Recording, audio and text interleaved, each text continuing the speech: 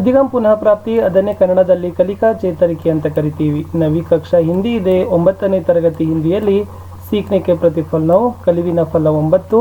ಅಭ್ಯಾಸ 9.4 से 9.6 के उत्तर.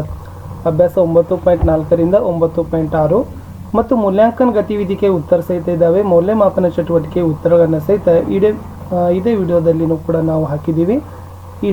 ಇದು 9ನೇ ಕಲಿಕಾ ಫಲದ 2ನೇ ಭಾಗದ ವಿಡಿಯೋ. ಇದಾದರೆ ಈ ಕಲಿಕಾ ಫಲ ಮುಗಿತು. ಸೊ ದಯಮಾಡಿ ವಿಡಿಯೋಗಳನ್ನು ಲೈಕ್ ಮಾಡಿ ಹಾಗೂ ಶೇರ್ ಮಾಡಲು ಮರೆಯದಿರಿ. ನೀವು ಫಸ್ಟ್ ಟೈಮ್ ವಿಡಿಯೋವನ್ನು ವಾಚ್ ಮಾಡ್ತಿದ್ರೆ ಸಬ್ಸ್ಕ್ರೈಬ್ ಜೊತೆಗೆ ಬೆಲ್ ಐಕಾನನ್ನು ಅವಶ್ಯವಾಗಿ ಒತ್ತಿ. ನಮ್ಮ ಯೂಟ್ಯೂಬ್ ಚಾನಲ್ನಲ್ಲಿ 9th ನಾವು ಹಿಂದಿ ಮತ್ತು SS ಕೂಡ ಎಲ್ಲ ಕಲಿಕಾ ಚೇತರಿಗೆ ಕಲಿಕಾ ಹಾಳೆಗಳ ಉತ್ತರಗಳನ್ನು ಹಾಕ್ತಾ ಇದ್ದೀವಿ. ಅವುಗಳನ್ನು ನೋಡ್ಬೋದು. ಹಿಂದಿ, ಸೈನ್ಸ್, SS ಅಲ್ಲಿ 3 ವಿಷಯಗಳಲ್ಲಿನೂ ಕೂಡ ಸ್ಟೇಟ್ ಸಿಲೆಬಸ್ನ ಕ್ವಶನ್ ಆನ್ಸರ್ಸ್ ವಿಡಿಯೋಗಳಿದ್ದಾವೆ. ಅವುಗಳನ್ನು ಸಹಿತ ಕೂಡ ವೀಕ್ಷಿಸಬಹುದು. ನಿಮ್ಮೇನಾದರೂ ಡೌಟ್ ಅನಿಸಿದರೆ ಈ ಕಮೆಂಟಲ್ಲಿ ಪಿನ್ನನ್ನು ಮಾಡಿ ಅಂತ ಹೇಳ್ತಾ, ನಮ್ಮದೊಂದು ಟೆಲಿಗ್ರಾಮ್ ಗ್ರೂಪ್ ಅದ ಸ್ಟಡಿ ವಿತ್ ಪರಶುರಾಮ್ ಅಂತ ಲಿಂಕ್ ವಿಡಿಯೋದ ಡಿಸ್ಕ್ರಿಪ್ಷನ್ ಬಾಕ್ಸ್ನಲ್ಲಿ ಹಾಕಿದ್ದೀನಿ. ಅದಕ್ಕೂ ಕೂಡ ಬಂದು ಜಾಯ್ನ್ ಆಗಿ ಈ ಒಂದು ವಿಡಿಯೋದಲ್ಲಿನ ಎಲ್ಲ ಕಂಟೆಂಟನ್ನು ನಮ್ಮ ಬ್ಲಾಗ್ ಸ್ಪಾಟಲ್ಲಿನೂ ಕೂಡ ಓದಬಹುದು. ಅಲ್ಲಿನೂ ಕೂಡ ಫಾಲೋ ಮಾಡಿ. ಸೊ ಆ ಕಂಟೆಂಟನ್ನು ಸಹಿತ ರೆಫರ್ ಮಾಡ್ಬೋದು ಅಂತ ಹೇಳ್ತಾ ಶುರು ಮಾಡ್ತೀನಿ. 9ನೇ ತರಗತಿಯ 9ನೇ ಕಲಿಕಾ ಫಲದ 9.4 ರಿಂದ 9.6 ಮತ್ತು ಮೌಲ್ಯಮಾಪನ ಚಟುವಟಿಕೆಯಲ್ಲಿರ್ತಕ್ಕಂಥ ಪ್ರಶ್ನೆಗಳಿಗೆ ಉತ್ತರಗಳನ್ನು. सीखने के प्रतिफल 9, ಕಲಿವಿನ ಫಲ 9. पत्र लेखन के प्रारूप को समझकर प्रयोग करना सीखेंगे. ಪತ್ರ ಲೇಖನದ ನಮೂನೆಯನ್ನು ತಿಳಿದುಕೊಂಡು ಅದನ್ನು ಬಳಕೆ ಮಾಡೋದನ್ನು ಕಲ್ಕೊಳ್ತೀರಿ. ಅಭ್ಯಾಸ 9.4. परीक्षा में तुम प्रथम श्रेणी में पास हुए हो, इसको सूचित करते हुए मित्र के नाम एक पत्र लिखिए. ಪರೀಕ್ಷೆಯಲ್ಲಿ ನೀವು ಫಸ್ಟ್ ಕ್ಲಾಸಲ್ಲಿ ಪಾಸ್ ಆಗಿದ್ದೀರಿ. ಇದನ್ನು ತಿಳಿಸ್ತಾ ನಿಮ್ಮ ಗೆಳೆಯನಿಗೆ ಒಂದು ಪತ್ರ ಬರೆಯಿರಿ ಅಂತ ಹೇಳಿದ್ದಾರೆ. ಆಲ್ರೆಡಿ ಈ ತನ್ನಾಗಿರ್ತಕ್ಕಂಥ ಫಾರ್ಮೆಟನ್ನು ಹಾಕೋಬೇಕು. ಕುಮಾರ್, ಆದರ್ಶ ನಗರ, ಧಾರವಾಡ 13/12/2022 ಅಂತ ಪತ್ರ ಕಳುಹಿಸುವರ ವಿಳಾಸವನ್ನು ಈ ಕಡೆ ಬರಿತೀವಿ. ಇನ್ನು ಪ್ರಿಯ ಮಿತ್ರ ಗಿರೀಶ್, ಗಿರೀಶನಿಗೆ ಪತ್ರ ಬರಿತಾ ಇದ್ದೀವಿ. ಸಪ್ರೇಮ್ ನಮಸ್ತೆ ಅಂತ ಬಳಸಬೇಕು. हम सब यहाँ सकुशल है. आशा करता हूँ कि तुम सब सानंद होंगे. मेरी पढ़ाई अच्छी तरह से चल रही है.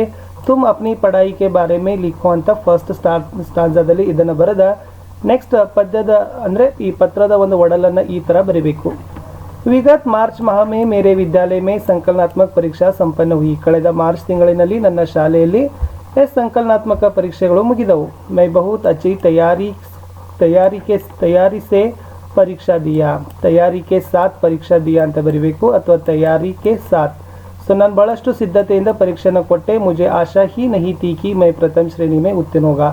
ನನಗಂತೂ ಅನ್ನಿಸ್ಲಿಲ್ಲ ನಾನು ಫಸ್ಟ್ ಕ್ಲಾಸಲ್ಲಿ ಪಾಸ್ ಆಗ್ತೀನಿ ಅಂತ. ಮೈ ಬಹುತ್ ಖುಷಿ ಸೆ ಯಹ ಆಪ್ಸೆ ಸಾಂಜಾ ಕರ್ ರಹಾ ಹೂँ. ಆದರೆ ಇದನ್ನು ಭಾಳಷ್ಟು ನಾನು ಖುಷಿಯಿಂದ ಹೇಳ್ತಾ ಇದ್ದೀನಿ.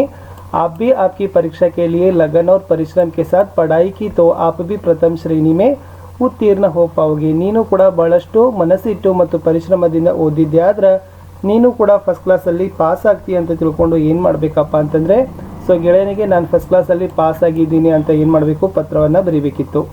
ಸಬ್ಕೋ ಮೇರಾ ಪ್ರಣಾಮ ಕಹನಾ, ಎಲ್ಲರಿಗೂ ಸೊ ನನ್ನ ನಮಸ್ಕಾರ ಹೇಳಬೇಕು. ತುಮಾರ ಪ್ರಿಯ ಮಿತ್ರ ರಮೇಶ್, ನಿನ್ನ ಪ್ರೀತಿಯ ಗೆಳೆಯ ರಮೇಶ. ಸೊ ಯಾರಿಗೆ ಬರೀಬೇಕು, ಗಿರೀಶ, ವಿದ್ಯಾನಗರ, ಹುಬ್ಳಿ 4 ಅಂತಕ್ಕಂಥ ಈ 2 ಅಡ್ರೆಸ್ಗೆ ಇಲ್ಲಿ ಬರೆದ್ರೆ ಸೊ ಲೆಟರ್ ಕಂಪ್ಲೀಟ್ ಆಗ್ತದೆ. ಇನ್ನು ಎರಡನೇದು ಹೋಗೋಣ. 9.5ದಲ್ಲಿ आपने मोहल्ले में बिजली की व्यवस्था करने हेतु ग्राम पंचायत को पत्र लिखी. ಬಿಜ್ಲಿ ಅಂದರೆ ಬೆಳಕು, ವಿದ್ಯುತ್ ಶಕ್ತಿ. ಸೊ ನಿಮ್ಮ ಮೊಹಲ್ಲಾ ಅಂತಂದ್ರೆ ಓನಿ ಅಂತ ಹೇಳ್ತೀವಿ, ಸ್ಟ್ರೀಟ್ ಅಂತ ಹೇಳ್ತೀವಿ.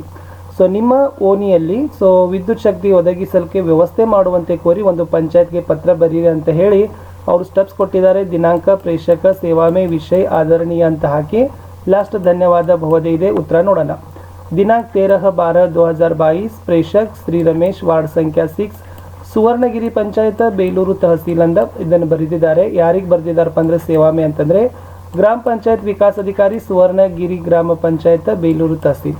ವಿಷಯ ಏನು ಹಾಕಬೇಕು, वार्ड संख्या 6 मोहल्ले में बिजली की व्यवस्था करने हेतु आदरणीय महोदय, उपयुक्त विषय के संबंध में आपसे निवेदन है कि हमारे वार्ड संख्या 6 में पिछले 4 दिन से बिजली सही समय पर नहीं आ रहा है. इससे बड़े बुजुर्गों और पढ़ाई करने वाले छात्रों को तकलीफ हो रहा है. इसलिए कृपया आप इस विषय पर ध्यान आकृष्ट करके बिजली व्यवस्था करने की प्रयास करें ಅಂತ ಬರೆದು ಸೊ ಲಾಸ್ಟ್ ಧನ್ಯವಾದ ಅಂತ ಹಾಕಿ ಭವದಿಯ ರಮೇಶ್ ಅಂತ ಹಾಕಿದ್ರೆ ಈ ಲೆಟರ್ ಕಂಪ್ಲೀಟ್ ಆಗ್ತದೆ. ಇನ್ನು 9.6 ಅಲ್ಲಿ ಏನು ಕೊಟ್ಟಿದ್ದಾರೆ ಅಂದರೆ नीचे दिए गए चित्र को देखकर इसके उपयोग के बारे में 5-6 वाक्य लिखिए. ಸೊ ಕೆಳಗಿನ ಚಿತ್ರವನ್ನು ನೋಡಿ ಅದರ ಬಗ್ಗೆ ಒಂದು 5-6 ವಾಕ್ಯಗಳನ್ನು ತಾವೇನು ಮಾಡಬೇಕಪ್ಪ ಅಂತಂದರೆ ಬರಿಬೇಕಾಗಿತ್ತು ಅಂತಕ್ಕಂಥದ್ದು ಇತ್ತು. ಸೊ ನೋಡುವ ಏನಿದೆ ಅಂತಂದರೆ, ಸೊ ಚಿತ್ರ ನೋಡಿದಿರಿ, ಅಂಚೆ ಪೆಟ್ಟಿಗೆ ಇದೆ. ಇದ್ರ ಬಗ್ಗೆ ಏನು ಬರಿಬಹುದಂದ್ರೆ, यह डाक पेटी है, ಇದು ಅಂಚೆ ಪೆಟ್ಟಿಗೆ ಇದೆ. यह डाक घर के बाहर और गांव के प्रमुख स्थान में रखा जाता है. ಇದನ್ನ ಅಂಚೆ ಪೆಟ್ಟಿಗೆ ಮುಂದೆ ಮತ್ತು ಊರಿನ ಪ್ರಮುಖ ಸ್ಥಳಗಳಲ್ಲಿ ಏನು ಮಾಡಿರ್ತಾರಪ್ಪ ಅಂದರೆ ಇಟ್ಟಿರ್ತಾರೆ. यह लाल रंग का होता है, ಇದು ಕೆಂಪು ಪೆಟ್ಟಿಗೆ ಆಗಿರ್ತದೆ.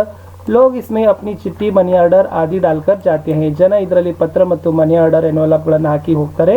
हाल ही में इसका प्रयोग कम हो रहा है, ಬಟ್ ಪ್ರಸ್ತುತ ಇದರ ಬಳಕೆ ಕಡಿಮೆ ಆಗ್ತಾ ಇದೆ ಅಂತ ಬರೀಬೇಕು.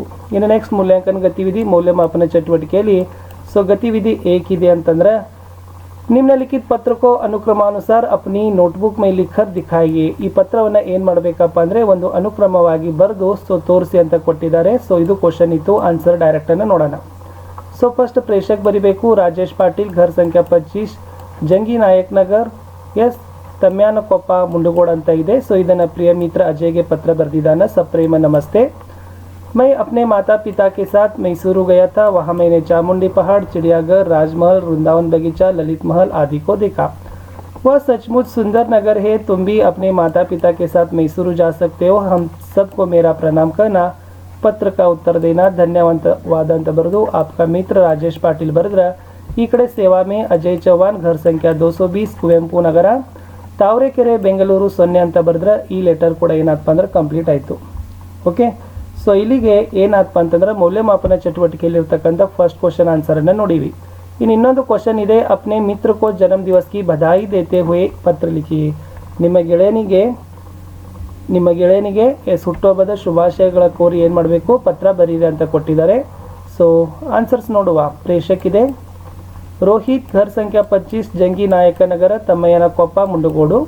ಸೊ ಪ್ರಿಯ ಮಿತ್ರ ಪರಶುರಾಮನಿಗೆ ನಾವು ಬರ್ತ್ಡೇ ವಿಶ್ಗಳನ್ನು ಮಾಡಬೇಕಾಗದ.